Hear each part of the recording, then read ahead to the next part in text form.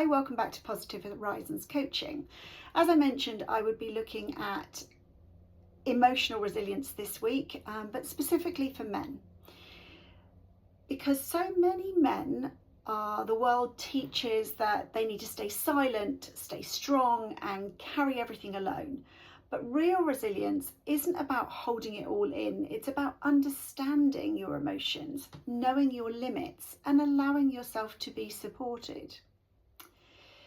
There is some stigma around vulnerability, and for generations, men have been told that vulnerability is a weakness, that emotions are something to hide, that asking for help is a sign of failure. But the truth is, suppressing emotions doesn't make you stronger. It makes you disconnected from yourself, but also from others and from the support you deserve. Resilience isn't about being unbreakable. It's about being flexible. It's about bending rather than snapping.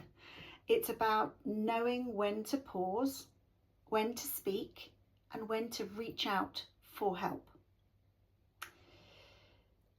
What does emotional resilience really look like? Well, it isn't about toughing it out. It's about recognizing your emotions, naming what you're feeling, understanding what triggers you, setting boundaries, which we've spoken about before, and allowing yourself to be human. For men, this can feel unfamiliar, even uncomfortable for some, but resilience grows when you stop performing strength and start practicing honesty.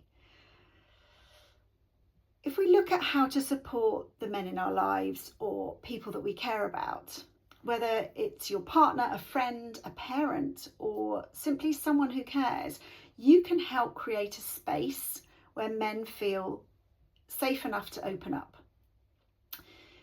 What that might look like is asking how you are really and taking the time to listen to their response. I think I've mentioned to you before the importance of asking twice so it's actually more targeted. It's not just a throwaway question.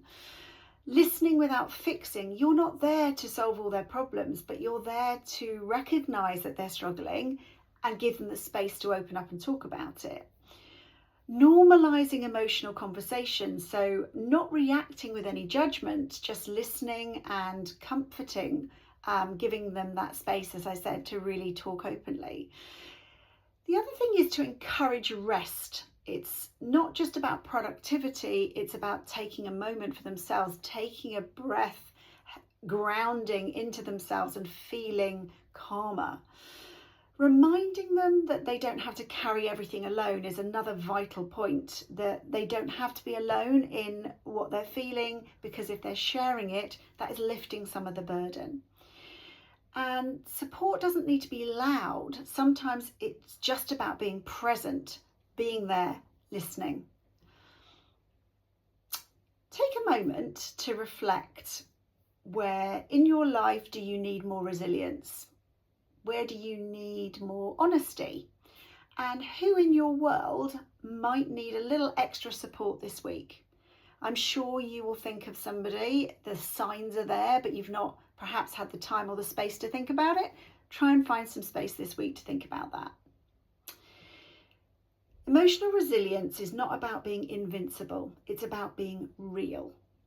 It's about being connected, and it's about knowing that strength and softness can exist together. If this message resonated with you, please feel free to like, subscribe, or share it with somebody that you feel might need it, and actually that might give them a sign it's okay to talk to you. And I will see you next week, where we're going to explore compassion and many experiences surrounding Father's Day. So take care. Have a good week, everyone.